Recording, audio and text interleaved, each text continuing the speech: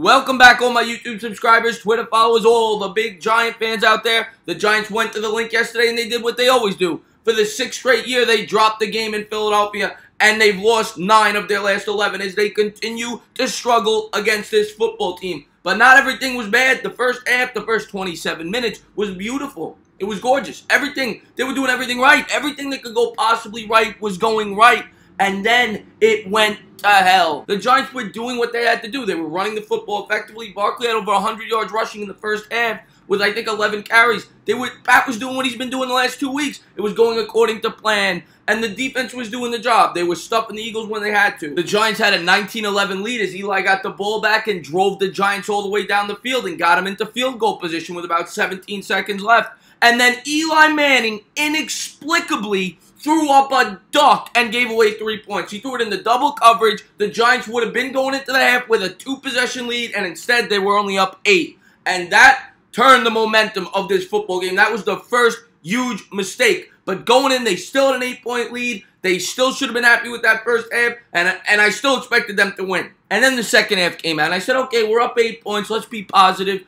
And then the Giants forgot everything that they did in the first half. Pat Shermer forgot to run the football. He gave Saquon Barkley 4 or 5 touches in the second half. It's inexplicable. It makes no sense. Stale Pat.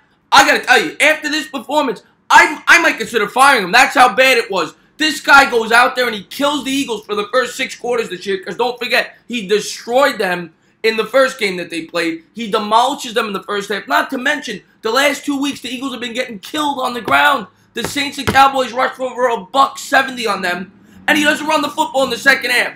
It's inexplicable. And Ertz just tore us up, and it was, we expected it. We struggle against tight ends. You look at Kittle a couple weeks ago, and we got to get players that can cover tight ends. Landon Collins really struggles in pass coverage. And Ogletree, same thing. We don't have athletic enough players to guard the tight end position. That's something we really need to focus on going forward next year. And the penalties, they kept giving this team free first downs. The Giants committed 11 penalties. Where is the discipline on this football team? Why can't we beat this football team? They looked terrific the last 2 weeks. All they had to do was play mistake-free football, and they couldn't do it.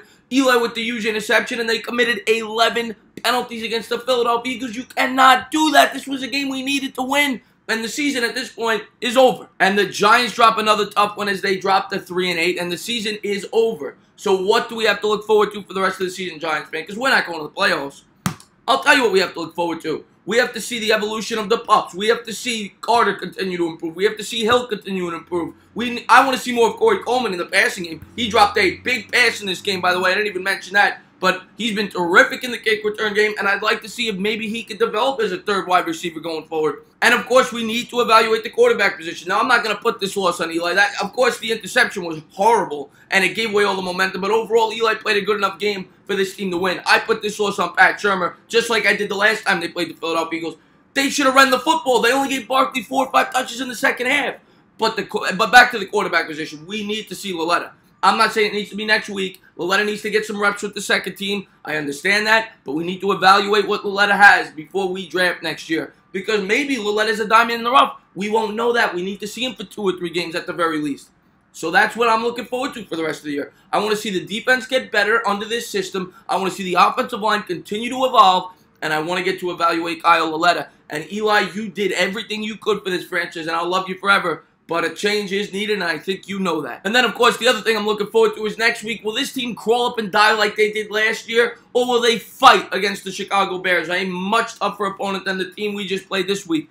Can the Giants come out and show some fight at home? Because I want to see it. I don't want to see us lay down and die and be these quitters like we were last year. But whatever this franchise decides, if they decide to go with Laletta next year, if they decide to go with Herbert, if they decide to go with Eli, Teddy Bridgewater, an outside free agent, I'm going to stick with him no matter what because I'm a Giant fan, and I understand all the scenarios. I understand sticking with Eli. I don't necessarily agree with it because I think we need to start to rebuild, but sticking with Eli does make some sense. They're not ready to bring in a rookie quarterback, to be quite frank with you, unless they bring in some more hog mollies because they can't block. And Pat Shermer sucks. He sucks. It's going to take me a while to get over this. Pat Shermer today, he coached the Giants this game. I could have coached this team in the second half, but we would have won. You know what I would have said? Give it to Barkley. Give it to Barkley. Give it to Barkley. Barkley should have 10, 15 carries in that second half. The Giants would have got out with a win. Instead, they allowed the Eagles to control the clock, and it wore down the Giants' defense as the game wore along. Before I go, I just want to say thank you to all my subscribers. Everybody that tuned into the live stream. It was rocking. We had YouTube. YouTube was ready to explode. We had over 1,000 people in there at one point. I couldn't believe it.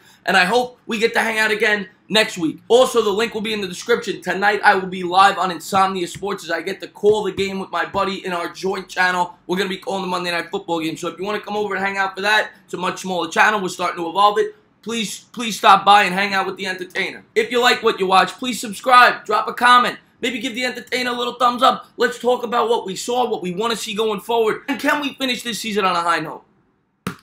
As always, cheers.